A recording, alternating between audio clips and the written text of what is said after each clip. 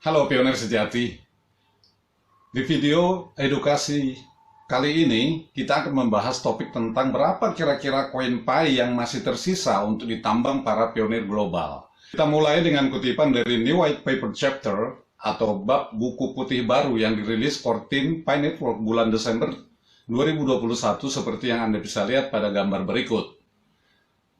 Anda scroll terus ke bawah hingga tulisan Mainnet Supply. Mari kita simpulkan mainnet supply ini dengan singkat. Disebutkan bahwa batas maksimum pasokan Pi yang tersedia adalah 100 miliar Pi dengan komposisi 80/20, di mana komunitas pionir global akan mendapatkan porsi 80% dan core team Pi Network sebesar 20%. Tentu saja tidak semuanya akan dibuka secara langsung saat open mainnet nanti, sebab sebagian besar koin Pi sudah di lock up berdasarkan persentase dan durasi penguncian yang dipilih oleh para pionir sendiri. Lihat grafik berikut. Anda bisa lihat komposisi 80% disediakan bagi komunitas pionir global dan 20% untuk core team Pi Network. Distribusi di atas menunjukkan bahwa Pi Network tidak memiliki alokasi untuk ICO atau Initial Coin Offering dan tidak menjalankan segala jenis penjualan penggalangan dana Pi. Dengan demikian, segala peniruan terhadap Pi Network atau pendiri Pi Network untuk melakukan penjualan atau pencatatan adalah ilegal, tidak sah, dan palsu. Para peniru ini tidak memiliki afiliasi dengan Pi Core Team. Para pionir diminta untuk agar berhati-hati terhadap penipuan dalam bentuk apapun serta tidak turut berpartisipasi di dalamnya. Pi dapat ditambang secara bebas dengan berkontribusi pada ekosistem. Selanjutnya, semua Pi yang ditambang hanya dapat diklaim dari dalam aplikasi Pi melalui dashboard mainnet dan kemudian ditransfer ke dompet Pi para pionir. Situs web apapun yang meminta pionir untuk mengklaim Pi dengan cara lain adalah palsu. Kemudian, 80% pasokan komunitas dibagi ke dalam komposisi berikut. Yang pertama, 65% dialokasikan sebagai hadiah penambangan pionir di masa lalu dan masa depan dengan alamat wallet atau dompet di mainnet seperti yang tertera di layar berikut. Yang kedua, 10% dicadangkan untuk mendukung organisasi komunitas dan pembangunan ekosistem yang pada akhirnya akan dikelola oleh Pi Foundation, sebuah organisasi nirlaba di masa depan. Alamatnya ini. Yang terakhir, sebanyak 5% dicadangkan untuk kumpulan likuiditas dalam rangka menyediakan likuiditas bagi pionir dan pengembang di ekosistem Pi dengan alamat ini. Ya. Tabel berikut menggambarkan distribusi pasokan komunitas Pi. Anda lihat ada dua kolom. Kolom pertama alokasi komunitas, kolom kedua distribusi komunitas Pi. Itu dari total 80 miliar Pi tadi. Di mana 20 miliar Pi dialokasikan sebagai hadiah penambangan pre-mainnet. 40 miliar Pi dialokasikan untuk hadiah penambangan mainnet. 5 miliar Pi itu untuk cadangan likuiditas. 10 miliar Pi untuk dana cadangan foundation, antara lain untuk beasiswa, acara komunitas, dan lain-lain. Sebanyak 65 miliar Pi akan dialokasikan untuk semua hadiah penambangan, yaitu penambangan di masa lalu dan masa depan. Untuk hadiah penambangan sebelumnya, jumlah kasar semua koin Pi yang telah ditambang oleh seluruh pionir sejauh ini, atau per Desember 2021, yaitu sebelum mainnet adalah sekitar 30 miliar Pi. Namun, setelah membuang Pi yang ditambang oleh akun palsu dan tergantung juga pada kecepatan dan partisipasi KYC, Pi yang ditambang pada pra-mainnet di awal jaringan terbuka diperkirakan berkisar antara 10 hingga 20 miliar Pi. Pasokan 65 miliar Pi untuk hadiah penambangan ini akan didistribusikan ke pionir melalui mekanisme penambangan mainnet baru dengan batasan pasokan tahunan konseptual. Oleh karena itu, mengingat ukuran jaringan saat ini lebih dari 30 juta pionir dan volume transaksi dan aktivitas yang diharapkan di masa mendatang, model pasokan mainnet memiliki total pasokan maksimum yang pasti, yaitu sebesar 100 miliar Pi yang memungkinkan insentif pertumbuhan berkelanjutan dan kontribusi baru sembari menghilangkan kekhawatiran tentang ketidakpastian pasokan. Tetapi, sekali lagi, data-data tersebut adalah per Desember 2021. Lantas pertanyaannya sekarang adalah, kira-kira berapa sisa koin yang masih bisa ditambang oleh pionir global? Dari sekitar 65 miliar koin yang disediakan untuk ditambang dengan gratis, maka hingga bulan Februari 2023, saya perkirakan sebanyak 50 miliar koin Pi sudah terdistribusi kepada pionir. Dari mana menghitungnya? Mari kita lihat datanya. Meski sebenarnya data ini adalah sudah agak usang bulan Mei 2022, tetapi setidaknya kita punya data yang agak sedikit akurat lah. Dari hampir 50 juta pionir global, mari kita lihat tabel 10 negara terbesar dari segi jumlah pionir Pi Network berikut ini. Anda lihat nomor urut pertama adalah Cina dengan total populasi 1,5 miliar jiwa, di mana pionir Pi Network-nya itu di atas 3,5 juta orang. Yang kedua India dengan total pionir di atas 3 juta, Pakistan di atas 2,5 juta, Indonesia menduduki nomor urut 4 dengan total pionir di atas 2,5 juta, dan seterusnya.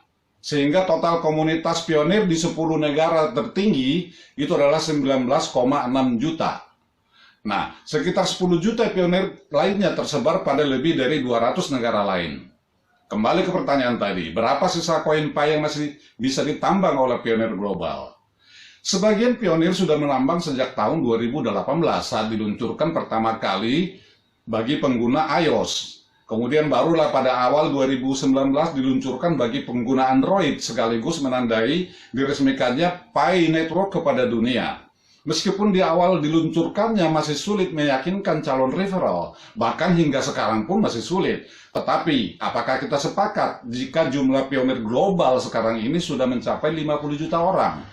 Mengingat bahwa dalam 4 bulan terakhir ini, yaitu September 2022 hingga Januari 2023 kemarin, kita mendengar komunitas pionir di China dan India meningkat sangat signifikan. Bagi saya, data pada tabel di atas sudah tidak akurat lagi, sebab rumornya jumlah pionir di China dan India saat ini hampir 60% dari total pionir dunia.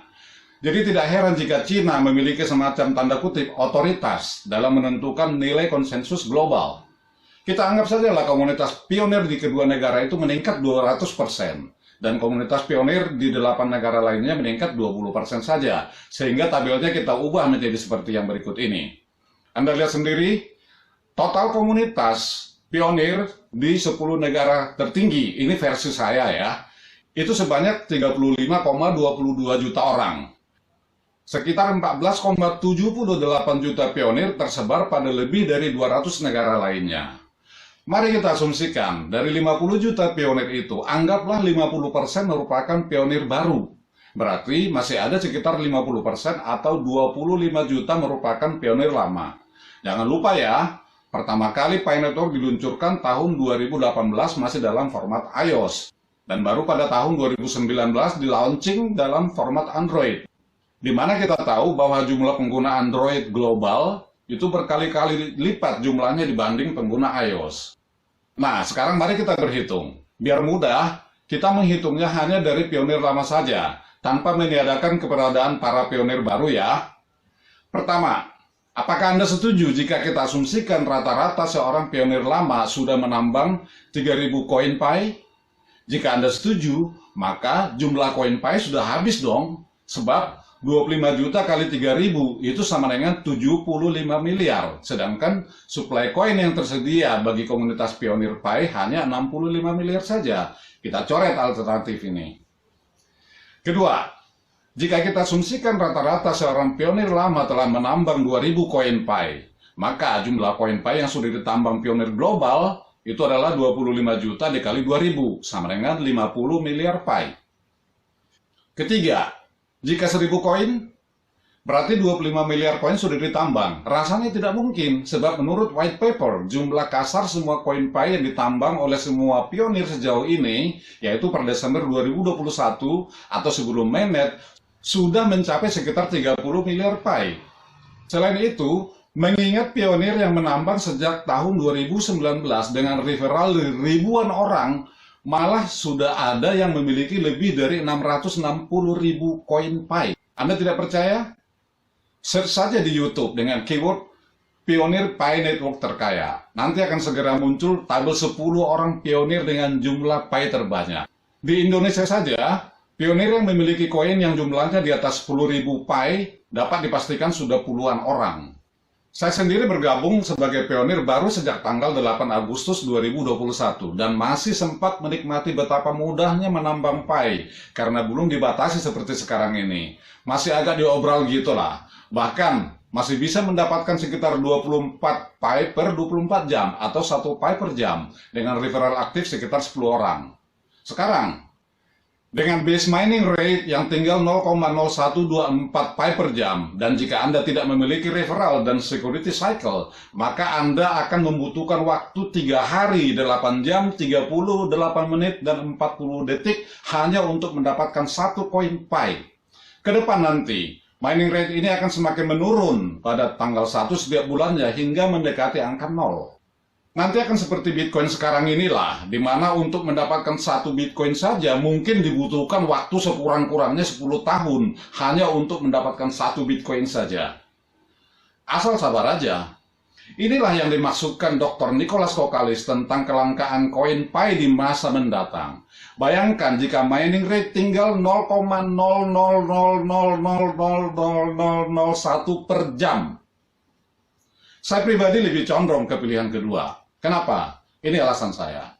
Pertama, sisa 15 miliar koin pi itu akan dijadikan cadangan supply bagi para pionir lama maupun pionir yang baru akan bergabung nanti. Tetapi menambangnya akan semakin sulit karena akan semakin langka nantinya. Yang kedua, saat ini Pi Network sudah dalam periode enclosed mainnet, tinggal memasuki tahap akhir yaitu open mainnet. Yang ketiga, sebagian kecil pionir sudah melewati dan lulus KYC. Bahwa sampai sekarang KYC belum dituntaskan, saya kira ini disengaja oleh core team sembari menunggu proyek hackathon tahap kedua selesai. Saya kira KYC massal diluncurkan sekarang pun bisa saja mereka lakukan, sebab saya yakin mereka sudah siap untuk itu. So, mari kita menantikan open mainnet yang saya perkirakan akan dilakukan dalam tahun 2023 ini juga. Tetapi, ini dia. Tunggu saya mendapatkan undangan KYC dulu. Keep mining, pioneer. Bye.